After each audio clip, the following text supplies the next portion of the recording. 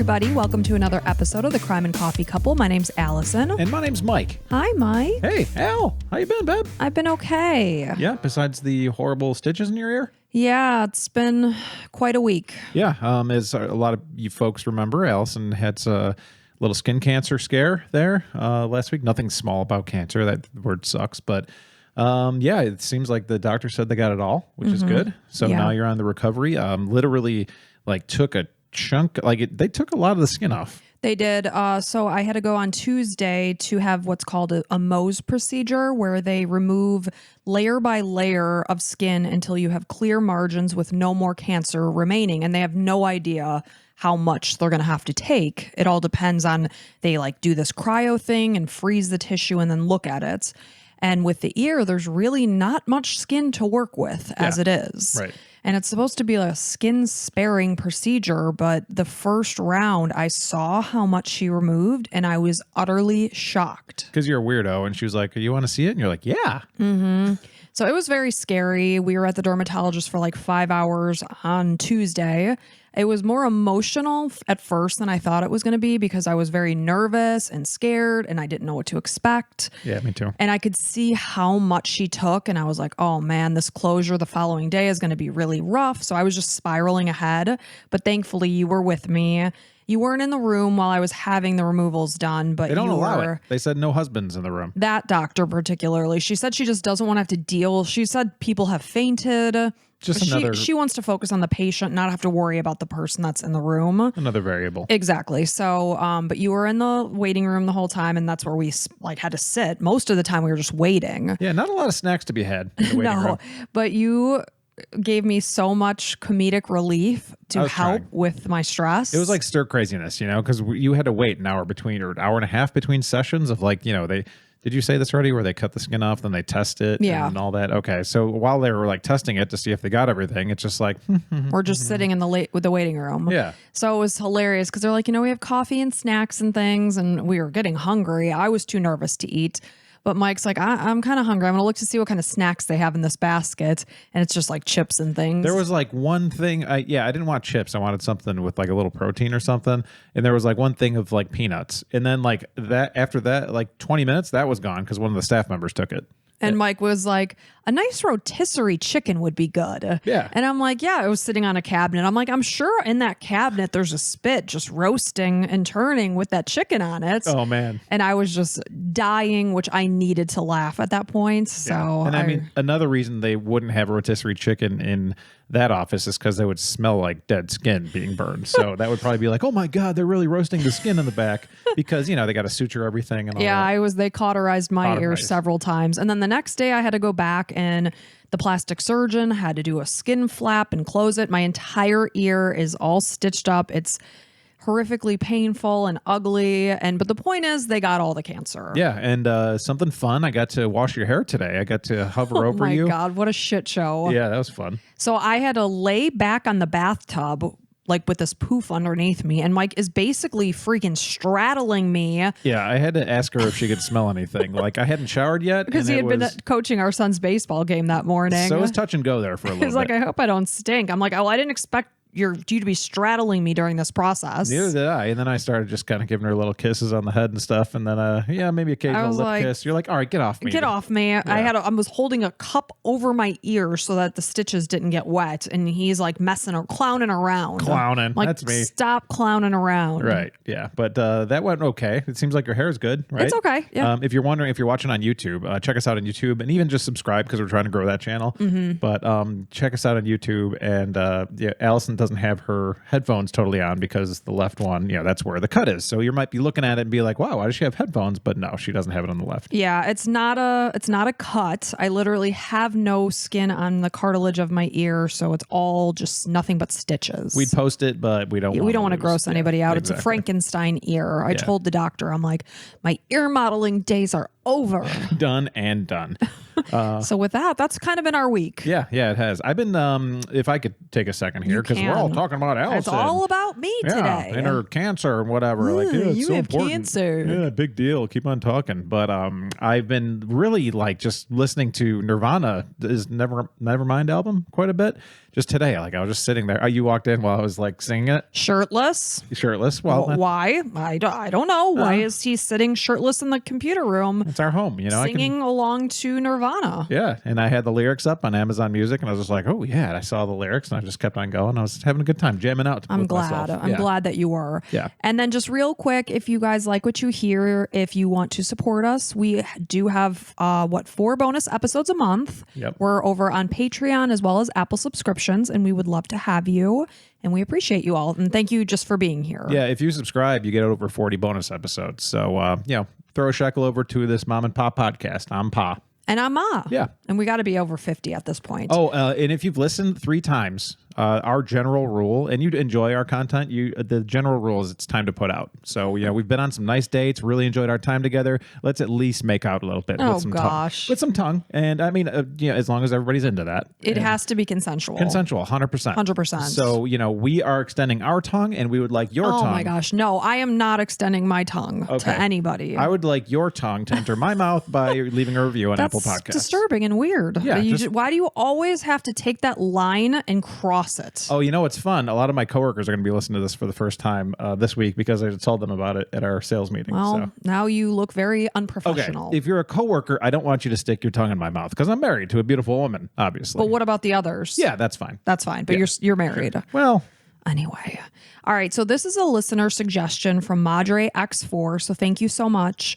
This is the disappearance of Michele Harris. So in 2001, Michele Harris was a 35-year-old mother of 4 who suddenly vanished after she finished her shift at a restaurant in Waverly, New York. Michele was born Michele Ann Taylor on September 29th, 1965. She met her husband, Cal Harris, in the early 1980s. Cal was a Vestal High School graduate who went on to Hobart College. There, he was a 4-year letterman for the lacrosse NCAA Division III champion teams. Cal went on to become a prominent businessman. He was from a wealthy, influential family. His father, Dwight Harris, managed a string of car dealerships that his 3 sons helped him run. So Michele went on to earn an associate's degree from State University of New York, Morrisville. So when she was newly out of college, she happened to take a job as a secretary at one of the dealerships. And this is the dealership where she was at in Tioga County in upstate New York. Oh, dealership? Didn't you say car wash? Car dealership. Oh, car dealership. Yes. Okay. So he had a string of them. Like local millionaires are usually car dealership guys. Like those guys make a ton of money. A ton. Like usually the richest person in a town is somebody that owns a car dealership. It sounds like that was Dwight Harris, and he was setting it up for his sons to take over. So it was here she got the job, and soon she caught Cal's eye. Michele was described as magnetic. She was beautiful, full of life, very funny, just kind of easy to be around, pleasant person. So it was quick. He found her attractive. She was happy. She smiled all the time. It did not take long for her youth and positive attitude to quickly attract Cal. How many years apart were they? I'm not 100% sure what their age gap was. Nothing significant. Okay. No. So by the time Cal was 27 years old, he was, a successful businessman. And Michele, the older of 2 children from a working class family, she had never met anyone quite like him. Michele was from a small town, and Cal was able to sweep her off her feet. He whisked her away to some really cool destinations like Hawaii and Europe. And who doesn't want to go and see the world? So I'd like to. I would love to. Yeah, maybe you should find yourself a car dealership guy. I think I'm going to. Good idea. Maybe after this episode wraps, I'm going to head on out and find me a sugar daddy. Okay, continue. Should I keep you on the side or? No, that's fine. Okay, I'll drop I got you options. then, Don't worry, like a I got hot potato. options. Yeah. So Cal and Michele were married in August of 1990. They settled on a 252-acre estate outside of the village of Spencer in 1993. 252 acres. That's a lot of land. Huge property. And Michele, so this is kind of near where Michele had grown up. And the relationship began as a fairy tale. When they first got married, Michele really could not have been happier at that time. So Cal and Michelle's first child was born in 1994, and by 1999, when Michele was 33, she had 4 children under age 6, and that's a lot. Yeah. So Cal worked hard. He provided for his family to support their expansive estate that sat on a private lake. Michelle's friends, who are Cindy and Tom Taylor, they spent a lot of weekends with the couple, and to them, it was very obvious that they loved each other. They always wanted to be together. And you know how it is. When you truly love your partner and enjoy their company, that's who you want to spend time with. And that's why us being at the dermatologist for 5 hours, like, I enjoyed the heck out of it. Yeah, it was almost like a date, which was weird. Yeah. But I saw on Instagram recently, and a guy walked up to an old couple and was like, "How'd you guys meet?" And like the guy's face lit up right away. And then so did the girls. And it was like, "Oh, that's so freaking sweet." And they're like, "We just like each other." You know, she's like, it starts with like love and lust and passion, and then it just turns into a friendship. A friendship with respect and, you know, kindness. And I meet people at the hospital that have been married for 70 years, and they're always kind to each other. That's really what I always see. And I was like, wow, here I am, 44, and now we just have friendship too. No emotion at all, no kind of physical touch. It's nice just having a friend. So I'm a cold fish. yeah, that's okay. Go I on. love how the podcast world and our listeners think that I'm this frigid bitch. And now my coworkers. And now your coworkers. Yeah. Thank you, Mike. Yep. So at this point in time, unless they were absolutely amazingly faking it, it sounds like they were doing pretty well. They didn't seem to have any marital issues. You can usually tell, you know, you're around a couple and they just, you can kind of get that feeling. You can cut some tension with a knife in certain situations, and you're like, that was an awkward ass dinner. So had there been any issues, Michele truly kept them hidden. I mean, she would have needed an Oscar at that point. It seemed like they were happy. So this included friends and family, her sister-in-law, Shannon Taylor. They all saw that they were happy. So Shannon felt that from the outside looking in, and this is again Michelle's sister-in-law, Michelle's life looked perfect. She was always smiling and laughing. However, when her fourth child was born, Shannon began to see that all that was going on within the Harris house wasn't always perfect. It seems like that's when cracks really started to show. And Michele began to open up about Cal's temper and his controlling behavior. According to Michele, her husband expected perfection. The house needed to be in pristine order at all times, and Michele was expected to be fit, trim, and slim. And this is a mother of 4 children under age, what did I say, 6? Yeah. And I'm sorry, it's a shit show when you have children of that age. The house is not going to be perfect at all times. Right. And every couple's different, but were they like churchgoers at all? Not that I heard of, Okay. not in anything that I read. So, you know, not only should the house be perfect, she should be raising these 4 little tiny children. She should also be fit and trim, which F that noise. Yeah, you got to come to an agreement, you know, just like love each other for who you are. And she had like just had a 4th baby. So if things were not to Cal's expectations, according to Michele, he would scream and yell. Michele felt that whatever she did, it was never going to be good enough, and she could never truly please her husband. So at that point, you start saying, F it, I'm not even going to try. What's the point? He's not going to be happy whether I kill myself or I do nothing. That's when the resentment sets in, and it's just like, that's, downward spiral. Not good.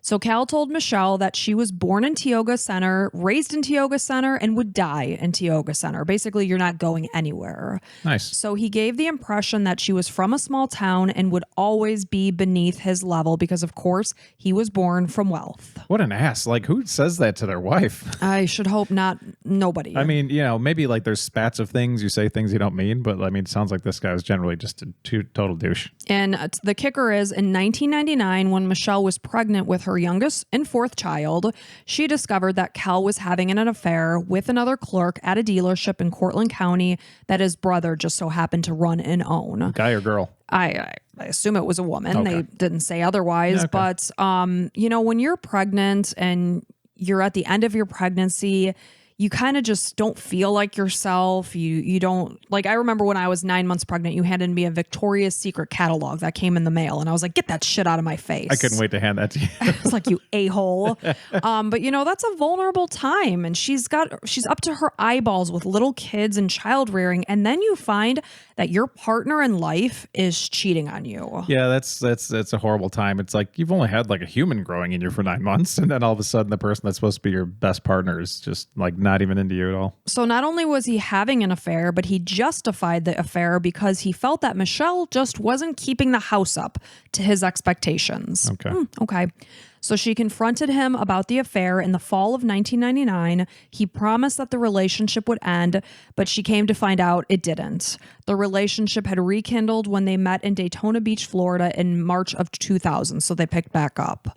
So when the couple's fourth son was born, this is October of 2000, the relationship truly began to just dissolve and crumble. The couple no longer shared the same bed. Instead, Michele began sleeping on the couch downstairs. Despite their efforts to save the marriage, Michele filed for divorce in January of 2001 after 10 years of marriage. So according to Shannon and Michele's brother, Greg Taylor, Cal was vehemently against the idea of divorce. It ended up leading to a bitter battle as Michele argued with Cal over money, demanding a full accounting of his business. I mean, again, this just seems, it's kind of reeks of super Christian. Like it kind of, because the reason that's coming up, I came across a TikTok the other day where people were saying there's like a voice that like some, women use that are in a relationship where it's kind of like you're looked at as you're supposed to be just a good girl and you're supposed to like do what you're told. And then you talk like this in my family, kind of like the Duggars, like how she has like a really high pitched voice. That's like childlike. Yes. That's the voice that they're kind of taught to use and kind of like you have your place. You better look good. The kids better be together all the time. And when I come home, I better have dinner and all that kind of stuff. And it's just like, then him being super against divorce. Obviously, everybody is against divorce in general, but it's just, I don't know. I mean, it's curious. I think it was more financially driven that he didn't want to have to give her any of his money. That makes sense. Is what it was more about. So, she wanted to know exactly what the accounting was of his business. And Barbara Thayer, who was the family's nanny and housekeeper, believed that there was absolutely no way that Cal was going to ever allow Michele to take his family's money. She recalls hearing many loud arguments throughout this time. Cal attempted to get Michele's family involved. He was begging them to talk her out of the divorce, believing that she was being influenced by the people that she was associating with, and even speculated to her family that she was using drugs. And they're like, no way in hell. That's not Michele. I don't care, Cal. I mean, that's just how it is. You give up 50% of your assets unless there was a prenuptial agreement. Right. So that's just what it is. Michele confided in her sisters, telling them that during an argument in March of 2001, Cal told her that he would need a gun to kill her and the police would never find her body. During a visit to the salon in July, this is July of 2001, Michele also allowed her hairdresser to overhear Cal's threatening her over the phone. So she's at the salon, he's ranting on the phone, and she's like, I want you to hear the way that he speaks to me. So he did hear this, the hairdresser. Her hairdresser could hear Cal threaten, drop the divorce proceedings. I will expletive kill you, Michele. Do you hear me?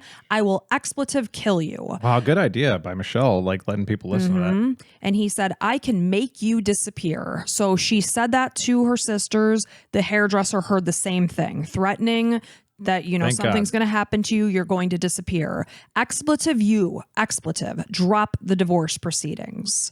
So in June, Cal was ordered to pay Michele $400 a week and continue to handle all of the household expenses until the divorce was finalized.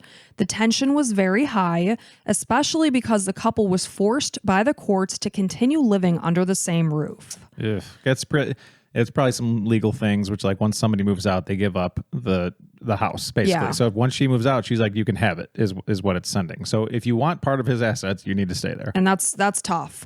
So Michele had obtained an order of protection from Cal while they continued to live together, which prohibited any mental or physical abuse. Okay. Very broad.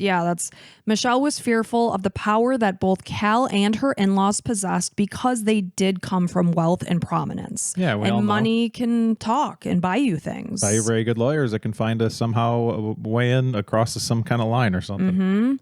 So Cal was ordered to relinquish all of his guns to his brothers and his father until the divorce was final and Michele had moved out of the house. So That's he was friggin' not allowed scary. to have any weapons in the house while they were living together. But of course, there's like probably knife blocks sitting on the countertop, Sure. So it was estimated by the court that Cal's net worth was $5.4 million.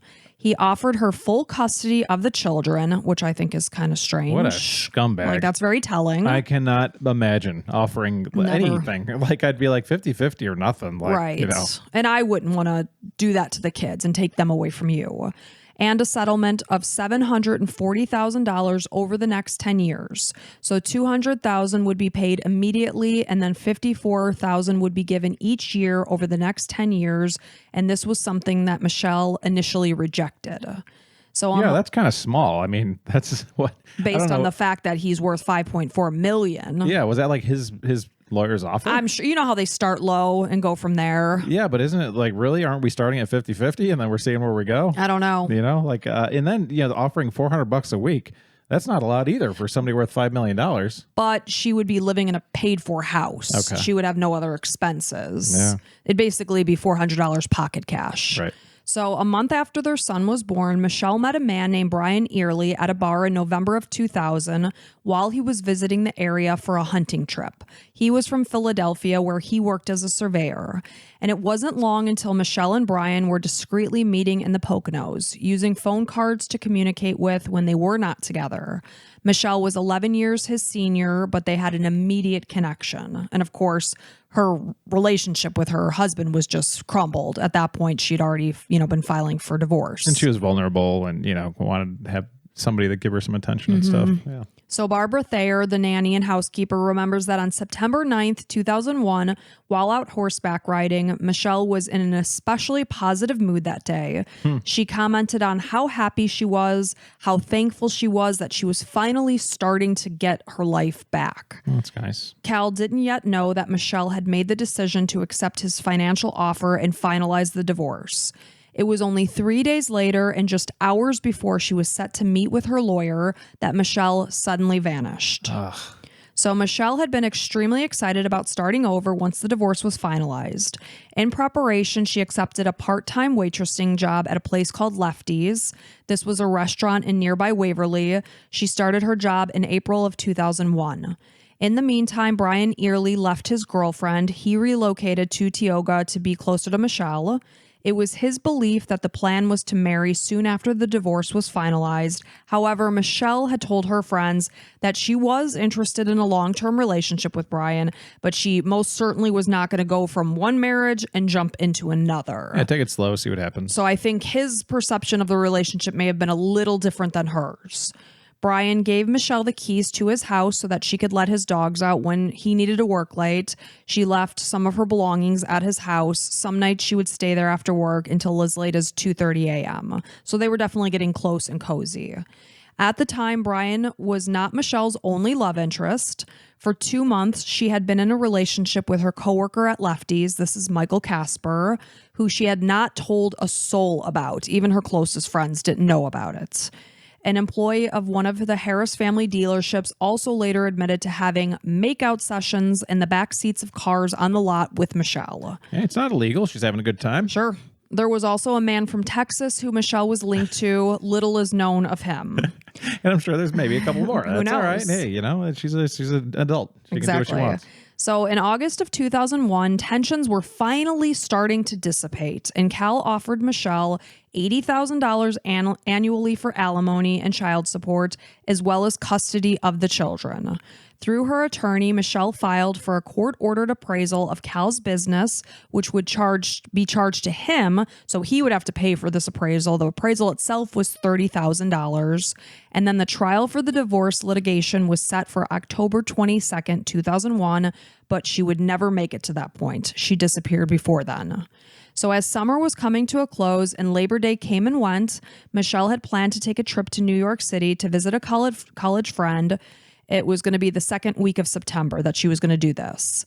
She also told some friends about the trip. She said really the main goal of the trip was to sell or pawn some of her jewelry. This included her 2-carat engagement diamond engagement ring, easy for me to say, so that she could earn some money for half of the down payment on the home that she and Brian planned to buy in Owego, where the kids were going to school. I think she needed $10,000 to put down towards that house. So she was buying a house with this guy, even though she was kind of stripping some others. Also. Yes. I don't think Brian was necessarily aware of the fact that there were also others on the side. Probably not.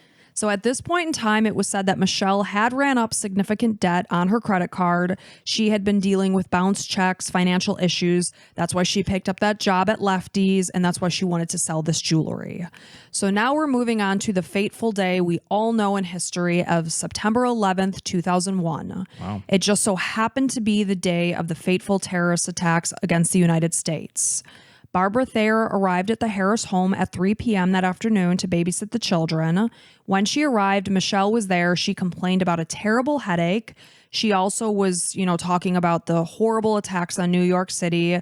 She mentioned the fact that travel was going to be severely limited and restricted, so that her trip was likely going to be canceled. She probably wouldn't be able to get out there and pawn that jewelry.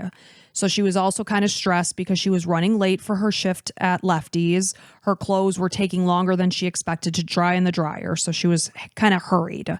So Michele left to work at Lefty's. Her shift ended at 9 p.m. that night when the restaurant closed. Afterwards, she stood in the parking lot. Maybe she got in the car with a couple of her coworkers. This included Michael Casper, she had the affair with. One of her buddies. As well as his friend, their coworker, Michael Hakes. I guess they kind of just hung out and had some drinks and just talked about what had happened that day, just as everybody did, Yeah, it was talking rough. about the terrorist attacks. So then Michele left to go to Brian's apartment in Smithboro, where she stayed for another hour. They had some drinks and they discussed, again, the terrorist attacks. She told Brian that what had happened in the country that day truly did give her some perspective on the problems she had going on in her own life. It made her realize this is truly small potatoes in the grand scheme of life.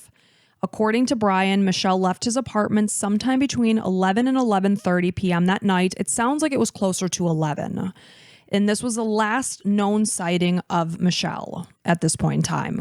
So the next morning, it's September 12th, and Cal called Barbara, the nanny and housekeeper, to let her know that Michele didn't come home from work the night before, and asked her if she could come to the house to help the kids get ready for school because he himself had to work.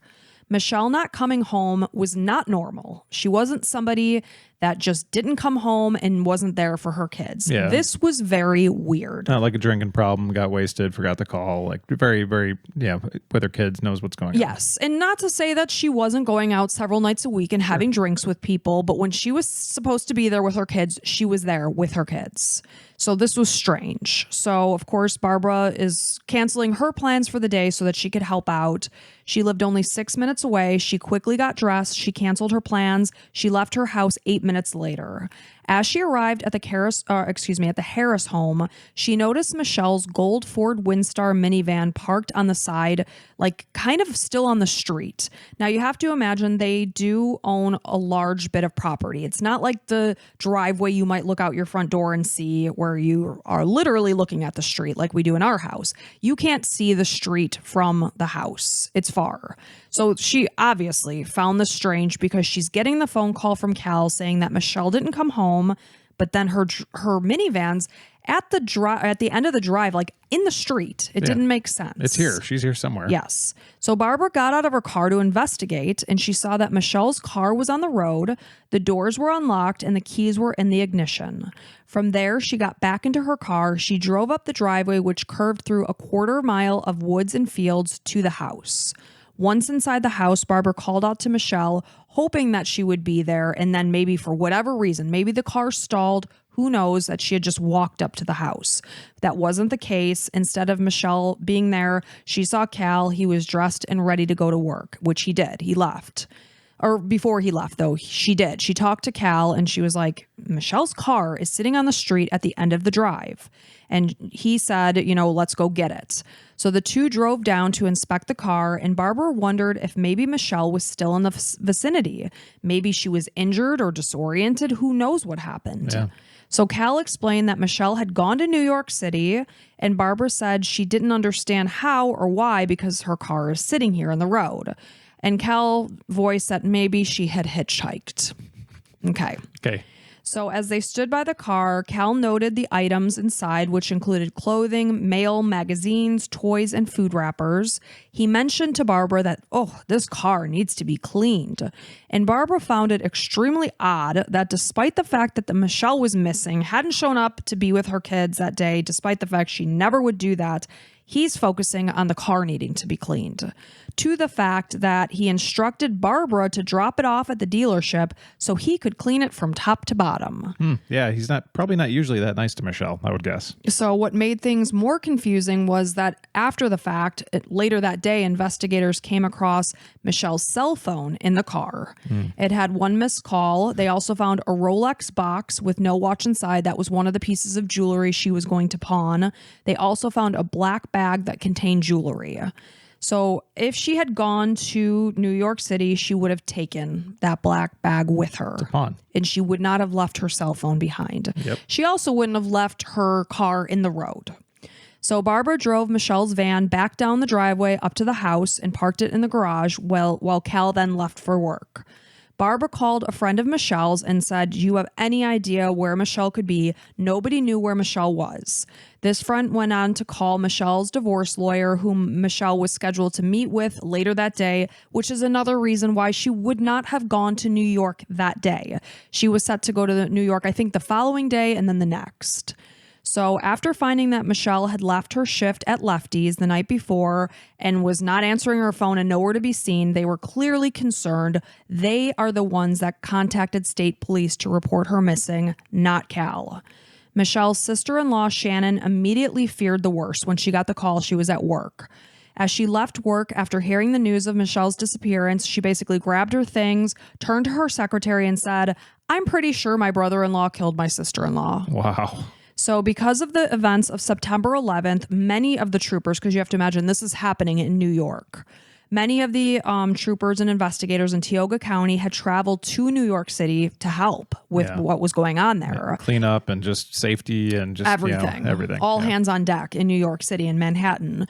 So because of that fact, were way, way more limited resources that day than would have been normal for a missing persons case. Yeah. 2 investigators that were there went to speak with Cal at the dealership at 9:40 a.m.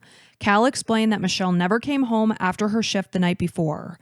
He accompanied the officers back to his home. He gave them written permission to search the house, and then he went off to work. He told them that if they needed to take the minivan, they could. He would eventually need it back, though, because he needed to change the oil because Michelle just wasn't good about it. Cal denied having anything to do with Michelle's disappearance when he was speaking with the police. He suggested they actually take a closer look at Michelle herself. He suggested to investigators that Michelle may have been using cocaine with people that she met in Waverly at work and that they should pump the shit out of them. I don't know what that means. But that's what he said. Maybe that's something. People that do a lot of cocaine, if you can help us understand what pump the shit out of them means. I don't know what that means. So the investigators described Cal as extremely calm and unemotional. He did not appear that he had anything to hide. He was doing nothing to prevent them from looking around. Again, he gave them full permission to search the house and the cars. And in the same sense, though, he almost came across as too cooperative and seemingly programmed in the things that he was saying. It was their impression that something just seemed to be off or missing in his demeanor. So police went on to search the Harris home and property with the use of helicopters, dogs, divers, and sonar, which was used to search the pond. There were various ponds and waters around their house, as well as the 29 acres of Empire Lake, which bordered the property on the east. The search found nothing unusual. They found absolutely no trace of Michelle. While she remained missing, no activity came from her cell phone, which of course we later found out the cell phone wouldn't have because it was found in her car. Her bank accounts, her debit cards, nothing was used. So police also spoke with the employees at Lefty's. This included Michael Casper and his friend Michael Hakes, who were with Michelle the night before. Police became suspicious of Michael Casper when they learned through a background check that he did have a history of cocaine use. He had a conviction of assaulting a former girlfriend as well. The other man was even shadier. This is Michael Hakes. He had served a 10-year prison sentence in Arizona for rape. Jeez, man, she knows how to pick them. Shady characters. So as the investigation progressed, Casper, Hakes, as well as 23-year-old Brian Early, who she was dating, all passed lie detector tests. They were ultimately cleared of involvement. Police searched Brian's apartment. There was nothing of concern found. Police were initially very focused on Brian since he was the last known person to see Michele alive. Sure. He told them that when she left, he walked her out to her van. He leaned through her open window to give her a kiss goodbye. He told her he loved her and he would see her the next day. And when she pulled away, this was the last time that he saw her. So obviously they focus on Brian and Cal. Yeah. Yep. So Brian told investigators that he loved Michele. He was hoping to marry her as soon as her divorce was final. Barbara knew that this was not where Michele was mentally. He was maybe moving a little quicker than her. Because, she has just been going through a divorce. She was not going to turn around and remarry him. In December of 2001, Brian went on to move back to Philadelphia. He rekindled his relationship with the girlfriend that he left to be with Michele. They actually ended up getting married and moving to Tioga County in 2002. Weird. So investigators quickly turned their focus back to Cal Harris, of course. So they called in a forensic specialist, Steve Anderson, and he was sent to the Harris home to take a closer look. Anderson found tiny specks of blood on the kitchen doorway that previous investigators who had been in the home 2 days earlier had not seen. Nice. It was quite obvious to Anderson that this was blood spatter, I should say, and they could be potentially dealing with a crime scene here. Police knew that Cal had a strong motive to kill his wife since they were in the midst of a large settlement. They were planning on going to trial the following month. So the findings of blood was used to obtain a search warrant, which found similar stains in the foyer and the kitchen near the garage, and a presumptive test confirmed that the substance was human blood, which was preserved for later DNA testing. There was no way to determine, though, how long had the blood been there. That was impossible. Anderson believed that additional blood had been present but had since been cleaned, and the house was deemed a crime scene. Cal initially said he could not think of any reason that blood would be where they found it, but then he later remembered that his son had cut his finger. He had left a few drops of blood in the garage.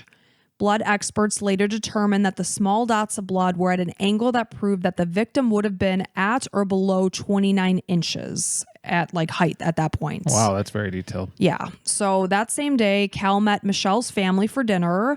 Two of her sisters actually confronted him there about the threat that he had made toward Michele in March about killing her and disposing of her body in a way where she would never be found. Good for them. They also referenced something that happened in 1996 when Michele called from a closet and said that Cal was standing outside the door and he had cocked a shotgun. Which is why they probably removed all the firearms in the house. Right, using this specifically.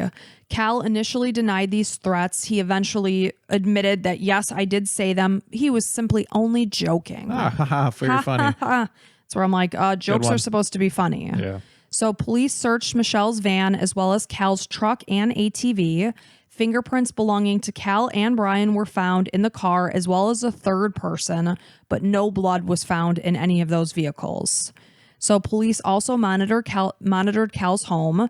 They utilized night vision goggles and camouflage. They also attached a GPS tracking unit to his truck for 6 months in hopes that he would lead them to her body. Yeah, go check on it or something. Neither of these things provided any useful information. As the initial investigation was complete, the case started to grow cold over the next few years. It was absolutely the police belief that Cal was the killer and then he somehow disposed of Michele's body, but they truly just lacked sufficient evidence to solidify a conviction. There was no body, there was no murder weapon. Beyond the specks of blood, there wasn't even proof that Michele was dead. It could have been a Gone Girl type of situation. Yeah. But, obviously people that knew Michele were like, absolutely not. No, she's dead somewhere. It's a matter of finding her. Mm-hmm. So as the years ticked by, Cal quickly began a relationship with an old girlfriend only 3 weeks after Michele disappeared. Barbara continued to watch the kids for the next year. She noticed that Cal never once asked if she had heard from Michele or even mentioned her name. Barbara described Cal as an explosive person who had a temper, yet throughout this time that Michele was missing, he was uncharacteristically calm, cool, and collected. Gary Taylor, who is Michele's dad, felt that Cal showed an apparent lack of concern. He never called Gary, never touched base on anything. Not only that, but he never, ever tried to call Michele when she wasn't home the morning of September 12th, when she, had disappeared. And he never tried to track her down, not one time. And police found it extremely strange that the mother of his children, who was there every single morning to take care of them, wasn't there, and he never once tried to call her. Did he not try to call her because he knew exactly where she was and she wouldn't be answering that phone? I mean, that's what it would tell me. Yeah, suspicious, but not illegal. Right. So when Cal did attend family events with the children, he avoided all eye contact which made the family, very suspicious of them. It was fully their belief that he was 100% the murderer. So only days after Michele disappeared, Cal also began packing up all of Michelle's belongings and instructed Barbara to sell them in a garage sale. This was very alarming to Barbara. She could not understand why he assumed she would not be coming back. It had only been a week that she was missing at that point.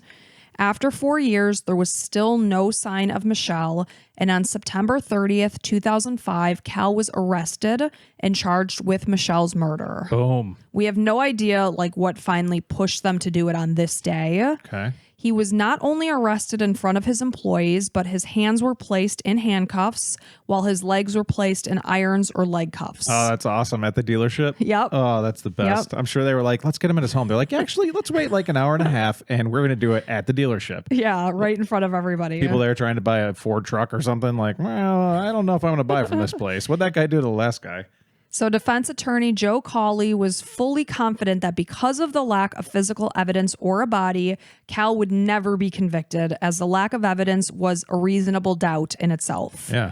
So after nearly 6 years of Michele being gone, the trial began on May 21st, 2007. Cal had been out on a $500,000 bail. He arrived at the courthouse from the home where authorities were convinced that Michele had been murdered. District Attorney Jerry Keene was aware that there was no body, no witness, no murder weapon. He had never been part of a case like this that had actually led to a conviction. Yeah, I mean, it's one of those things. Everybody knows he probably did it, but you can't convict. It's like innocent until proven guilty. So prove it. And they have nothing to prove it with. So I don't even know how this is allowed to be a case. So the prosecution painted a picture of what they believe happened to Michele after she left Brian's home at about 11:15 p.m. on September 11th, 2001. They said that she went directly home. She parked her minivan in the garage. As soon as she entered the kitchen through the garage, this is when Cal struck and murdered her. He had the rest of the night to dispose of Michele's body in a way that would never be found. He attempted to clean the kitchen, and then he moved Michele's van to the bottom of the driveway, so it appeared that she had never come up to the house at all that night. He then cleaned himself up. He called Barbara at 7 a.m. to watch the kids so that she would be the one to just stumble upon the car at the road. The theory is built simply on premise. There's no proof that Michele actually came into the home at approximately 11:30 p.m. on the night of September 11th. Yeah, this might as well be any other story that anybody else is saying. This is your theory. Next. So the blood found in the home was truly the main focus at the trial. This included 6 drops of Michele's blood on the doorway between the kitchen and the garage, more drops on the kitchen throw rug, as well as the garage floor. The spots were extremely small. They were not indicative of criminal conduct, according to the defense. It wasn't a huge amount of blood. It was actually a very small amount of blood. Yeah, maybe she stubbed her toe or something, So Lee felt, based on the pattern of blood... Oh, I'm sorry, I skipped ahead. Because of the blood evidence was the main piece of the case, the prosecution utilized renowned criminologist Henry Lee, who testified on videotape. Lee was best known for his work during the O.J. Simpson trial, and he indicated that in this case, the blood told the story of what happened to Michele. Lee felt that based on the pattern of the blood in the doorway, Michele was hit twice. The first punch would have knocked her down. The second caused her blood to fly. Red dye was used to demonstrate the spatter, similar to what was found in the Harris home. Based on how the blood source was broken into smaller droplets that propelled horizontally through the air, it told investigators that some force had been used. When asked if it was enough to tell Lee if it was a crime scene, he felt yes, the very potential of a crime scene was there. Defense attorneys maintained that because it was such a small amount of blood, there was no way to indicate that this was a crime scene. Yeah, he's just saying potential. So investigator Anderson felt that some kind of blunt instrument, such as a hammer or even a fist, had been used. So who knows? I mean, maybe at that point in time, there was no murder weapon to dispose of. If he had literally just punched her and then choked her, his murder weapons would be on his hands. Yeah, and Cal seems like he's going to get off with this as long as he stays quiet. Right. And, the fact that the blood spatter was in a pattern that isn't something you typically find in the house, because obviously people are like, well, the house has 2 adults and 4 children living in it. People cut themselves, people bleed. But because if it was something typical, like you cut yourself or you get a nosebleed, it would present in a dripped blood rather than a spatter. Because spatter is like moving, like even if it was blood, say you cut your finger and you swung your finger, it would be much fatter pieces of blood rather than the that. velocity of the blood. There's some velocity behind it. Exactly. Yeah. So that's why they said it wasn't typical of a cut you would get in the house. Right, but is it possible? Yeah, sure. So in total, there were more than 40 tiny drops of blood in the kitchen and a square stain of blood on the rug that could have been from the murder weapon. Because of the fact that blood found was red in appearance, it indicated that the blood was fresh. However, we do know that they said there was truly no way of saying this is fresh blood versus old blood. Dr. Henry Lee had never been at the crime scene itself. His opinion was based solely on his view of the pictures that were taken at the crime scene. So blood was never found in any of the cars or in the sink traps of the house, which led to the defense to question, if Cal had murdered Michele, how did he move her body? How did he clean the crime scene? And, you could think that maybe he incapacitated her by striking her, which caused that splatter or spatter. I always want to say splatter. But then maybe he choked her to death. So there wouldn't be any blood found in any of the sink traps. They also argued that, the cars, there was no blood found in the cars. The defense also argued that the police had not sufficiently focused on Brian Early, as his apartment and car had never been searched for the presence of blood. Michael Casper and Michael Hake's apartments had also never been searched. Hake's body had never been examined to look to see if he had signs of defensive wounds on him. Well, that's because they couldn't get a search warrant because it's just kind of hearsay. Like Early, they're like, oh, well, he has a pass, but that doesn't mean he was directly connected. Like there was nothing that showed. Right. Like if he had, something else, some other kind of evidence, they could have got it. But they, the thing with Cal is Cal allowed them to search in the house. I think it sounds like, yeah, and they found that blood, so that's why they had the search. Yeah, I guess maybe they never asked the other guys. But well, the point is with Michael Casper and Michael Hakes, we know that Michele left them because she did go to Brian's apartment. So Brian is the last known person to see her. Yeah, it would make sense to at least ask him. But, the police did say that the men were fully cooperative during the investigation and they had no motive for murder. There was no reason for them to kill Michele, whereas obviously Cal had a big motive. Yeah. They all passed polygraph tests, which is something that Cal refused to do. Cal chose not to testify during his trial, and on June 6, 2007, after 2 weeks of testimony, the case went to jury. After less than 4 hours of deliberation over the course of 2 days, the jury returned with a verdict. As the verdict was read, the Harris family, who sat to the left side of the room, held their breath as Cal cried. What do you think was their verdict? Well, if he cried, I'm going to say... Well, this is before they read it. He didn't know. Oh, he was crying. He was crying as they were preparing to read it. I like that you did this. This is a good idea. No freaking way can you say that he's guilty. You can't. If you're actually following the letter of the law, he's not guilty because there's no evidence pointing to it. There's nothing. There's literally nothing. This basically one dude saying, yeah, it looks like it could be a crime scene. That's really all you have. There was definitely blood spatter in the house. Yeah, still in several locations. Yeah, is that beyond a shadow of a doubt? No. No. It's in my so I'm very analytical. I follow the word of how things are supposed to work. And believe me, I feel that it was definitely 90% chance that Cal did this, but by how we're set up in this country, that is not guilty.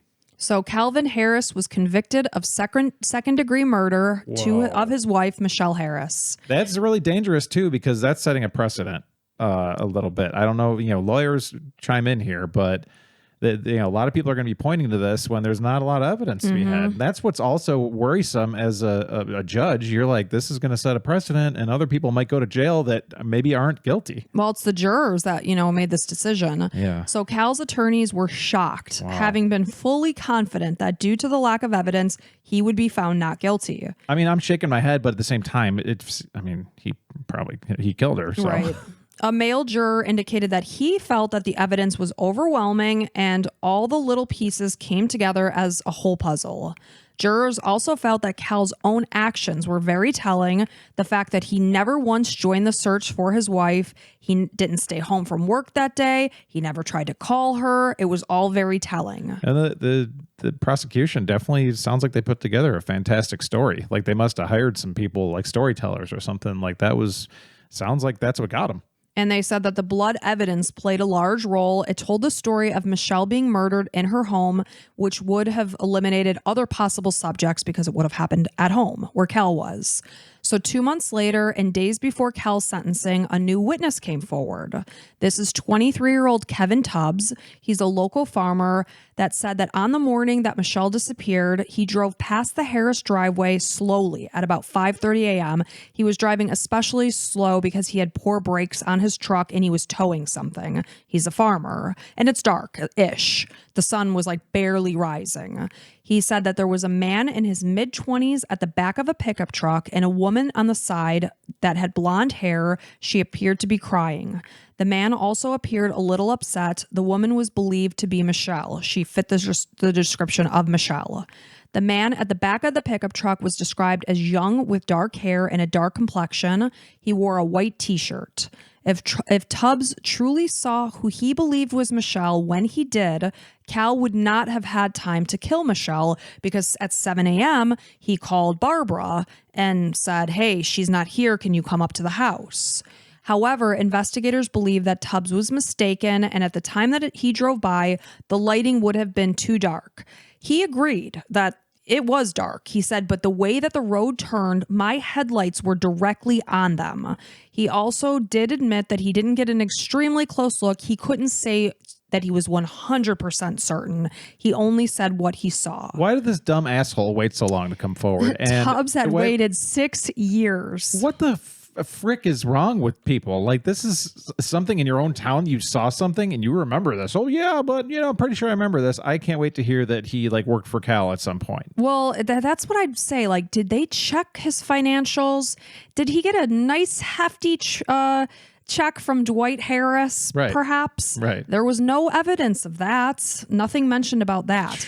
And to back that, another nearby resident, John Steele, also claimed to be driving through the area at 6 a.m. Of course, Tubbs would have been about a half hour earlier.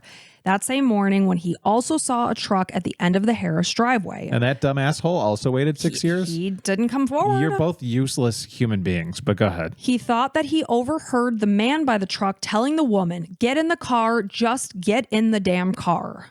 Steele had given a written account of what he had seen. He shortly died thereafter. So his statement was never offered as part of the evidence towards the trial. They took what Tubbs said into consideration.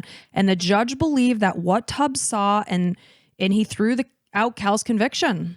So Cal was found guilty, thrown out. He was allowed to go home on bail for the next 2 years. Thrown out being no conviction, everything. This is enough evidence to say it might not have been him. Yes. So the defense maintained that Michele never entered her home that night. They believe that after she left Brian's house, she met up with two men. These are two totally different names that are coming up. This is Stacy Stewart and Christopher Thomason. They are from Texas, and they came to the Tioga area in 2001 for steel work with a local manufacturer. They were staying at a hotel only a half mile from Lefty's where Michele worked. They met her because she waited tables. She waited on them several times, and they eventually started hanging out outside of work. So in August of 2001, Stewart purchased a home about 7 miles from the Harris home, and within a few months of her disappearance, both Stewart and Thomason abruptly left the area. They relocated back to Texas without as much as notifying their work. Stewart had bought that house. He abandoned it. He didn't even bother to list it for sale. He stopped paying the mortgage on it. So weird. Very quick, very shady. God. So according to Thomason, on the night that Michele was last seen, she was at the bar with them. And when he left, at the time he departed, she was alive and well. She was hanging out with Stewart. He said that Stewart was interested in Michele, and when he left, they were sitting together at the bar. It was Thomason's opinion that Michele had been murdered and Stacy Stewart was responsible. He said that he would have likely buried her in concrete. Stewart maintains that he was actually home alone. However, he had no alibi because he was home alone. Sure. He said that he had no interest in her, and it was Thomason, actually, that had the sexual relationship with Michele. He even made a point of saying, like, I know so little of her, I wasn't even sure of what her name was. But other people are like, no, he knew her more than that. Yeah. So the man that Tubbs identified seeing near the pickup truck at 5:30 in the morning on the morning of September 12th fit the description of Stacy Stewart. Weird. He described the man as white, 5'8" to 5'10", early to mid-20s in age, tan skin, brown hair, wearing blue jeans and a white t-shirt with a muscular build. And this fit exactly the description of Stacy Stewart. Wow. So the truck was described as dark blue. He specifically said it looked like a Chevy truck, and it was confirmed that Stewart owned and was driving a black Chevy pickup truck at the time. So the property that Stewart owned, by this time that they're like looking into this, because we know that Tubbs didn't come back to tell anybody anything for 6 years. We know that Stewart just literally up and left his new property without paying any bills, just left. So by the time the police are looping back around, somebody else owns the property and they're giving consent to look and you can come and see.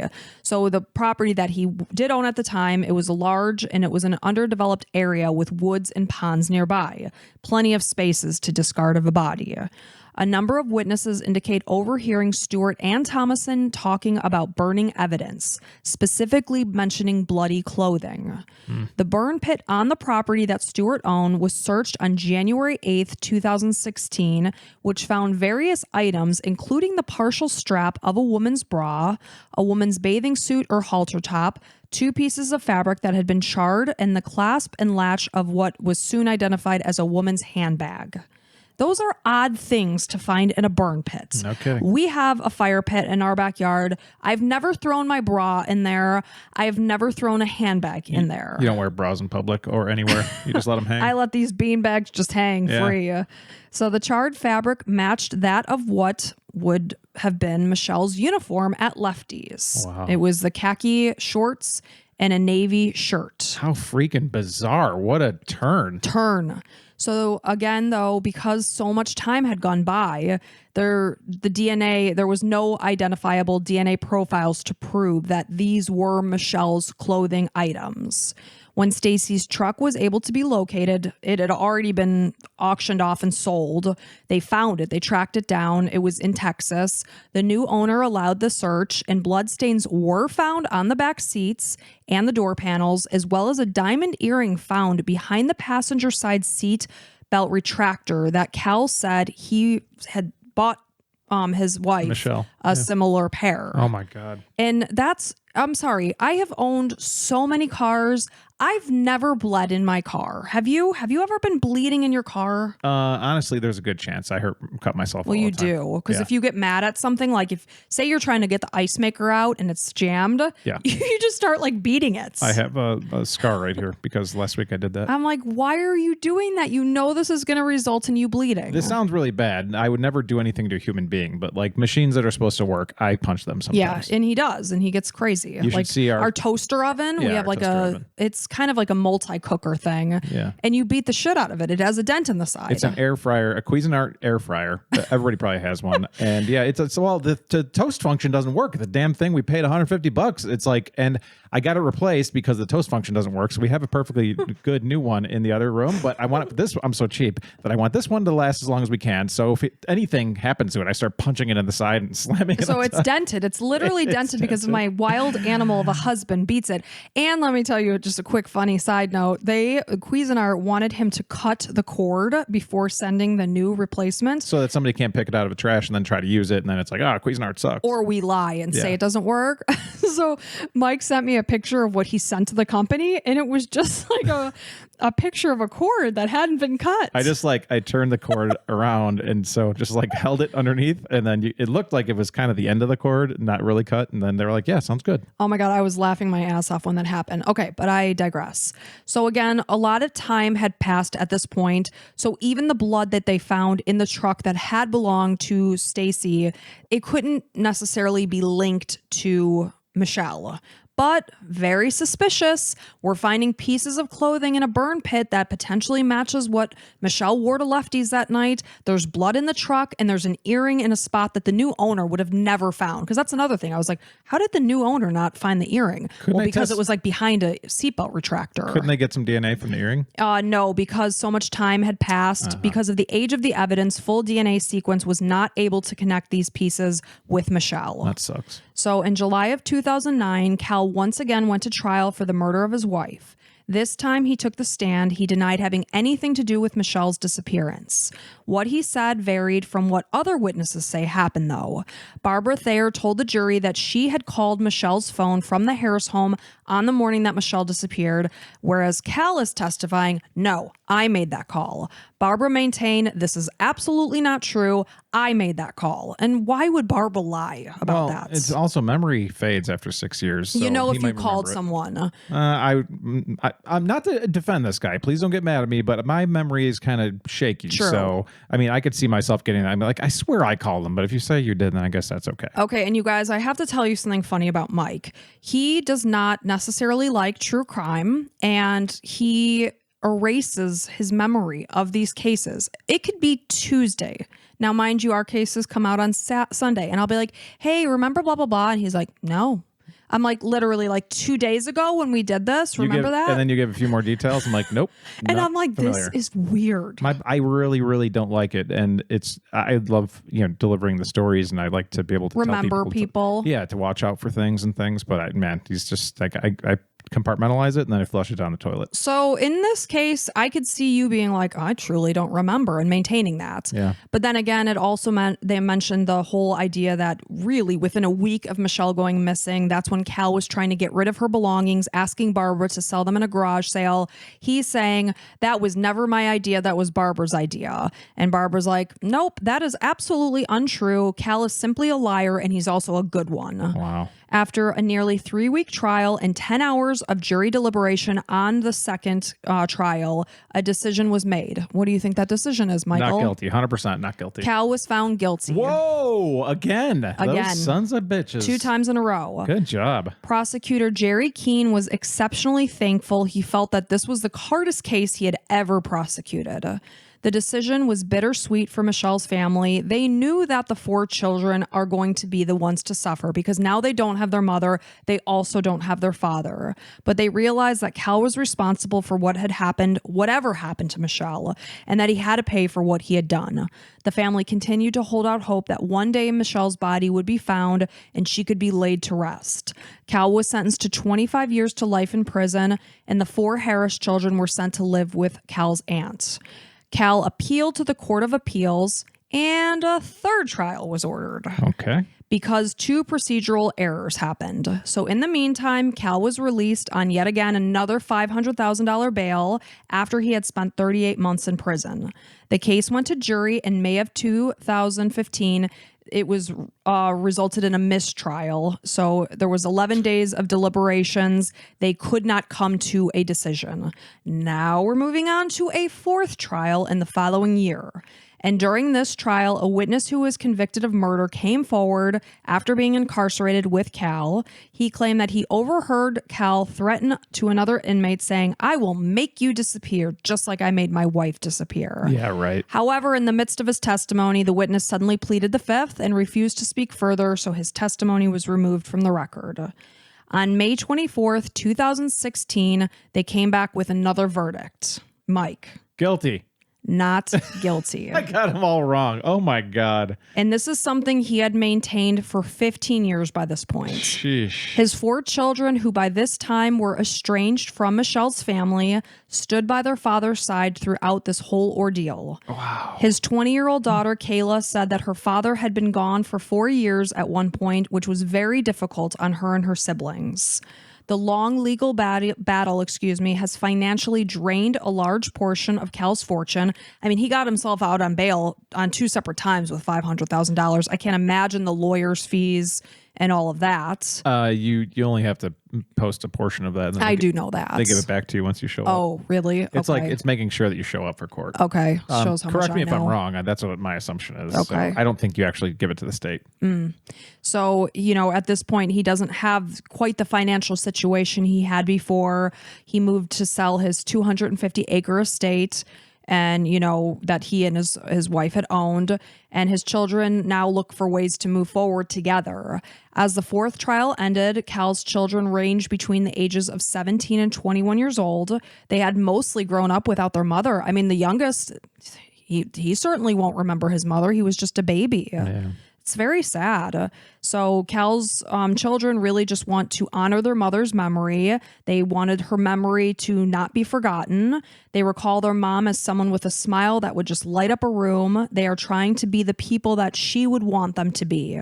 Michele Harris's body nor the murder weapon has ever been found. Crazy. And it has been coming up on 23 years this year that she's disappeared, and we have no idea who did this to her and what happened to her. What do you think? You did all the research, and obviously keep in mind you've probably read a lot of very slanted takes on things, especially on blogs and stuff. Right. But and honestly, like any kind of information, like there's always some slant on something. So what do you feel? I mean, obviously for the get-go, I was 100% sold on the fact that Cal did this. Yeah. Why would those other guys kill her? Did they have any? Who knows? They could have made a pass on her in the bar and she said no. Right. But they didn't say much about their backgrounds. There was very little about them as people per se. Weird that they moved away right away. They immediately moved away, left their jobs without word, And then left their house without word. Could Cal have planned that whole thing, invited them, be like, all right, you got to get close with her at the bar, and then I want you to take care of her. No evidence of that. Right. Yeah. What do you think? I mean, okay, everybody points to how he didn't try looking for her, but he kind of hated her at that point, right? But still, it's the mother of your children and she didn't show up. At the very least, I'd call and be like, where the F are you? Right, mad. Hello, you're not here and Barbara's off today and you've left me hanging with the kids and I got to go to work. True. I would 100% give you a rage call if you and I were getting a divorce, you were supposed to be there and you didn't show up. Yeah, I could see that. That's a great point. I find it very freaking strange. He never placed one call because when there was her cell phone found, it had one missed call. It was not Cal. I find that very strange. And if he had killed her and disposed of her body, he would not have called her. Well, I mean, he should have called her to make it look like he was at least trying to look for her. Yeah. But he didn't. I find that telling. And the fact that he was giving her clothes away after a week. Yeah, for sure. So, I mean, a lot of things point to him being guilty of this. I mean, yeah. Yeah. So you think still Cal? Cal, yeah, for sure. Especially how many times he threatened her and stuff. It's just he seems like a violent individual. What about the clothing and the burn pit and the blood in Stuart's car? It's totally weird. That's and why the earring. That's why I'm not 100%. It's just kind of odd. But and two separate people saying they saw that dark pickup truck at 5:30 and at 6 a.m. and that's weird that they didn't step up until I right find that before. weird. Cal, that just reeks of allegedly some kind of a payment. I'm not saying this happened, but we're just speculating. And it's not like Cal was a billionaire. He had $5 million, which is a really good amount of money, but it's that's worth. So we that's don't know what Dwight Harris was worth. His dad. Oh, true.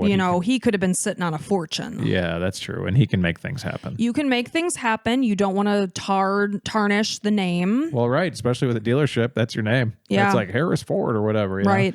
So yeah, it's probably worth it. An investment portion of it. It's just sad to me that we'll never know what happened to Michele, and she'll probably never ever be found. She'll never be laid to rest because there was a lot of property on both spots that they looked at, both Stewart's area as well as the Harris home. There's a lot of property, a lot of places that a body can be concealed, and odds are Michele will never be laid to rest and her family will never have that closure. Yeah. Even though I know they know she's not with us any longer, it's still it's tough. Yeah, and I and the feel for kids, them terribly. I feel for the kids. They don't know for sure. It's hard. Yeah, I'm sure one of them at some point will be like, man, maybe Dad did do it. Who knows? Well, thank you so much for telling her story. It's important to remember these poor people that had their lives taken from them, and just watch out for people like that. It's tough. So thank you all for listening. We really appreciate it. Like we said, if you enjoy what we do and want to support this mom and pop podcast, then come on over to Patreon or Apple subscriptions and get yourself access to 40 plus episodes. But in the meantime, I want to say welcome to our latest Crime and Coffee Couple Club members, Stacy, Katie, Janet, Crystal, Moogly, and Susie. Oh, Moogly she has like a gaming channel, actually. Oh, cool. Okay, cool. Well, welcome. Thank you all so much. Thank you guys so much. All right. And we appreciate each and every one of you for being here, listening, supporting us. And we'll be back again, actually this coming Wednesday with a bonus episode and then next week with a regular one. And until next time, bye.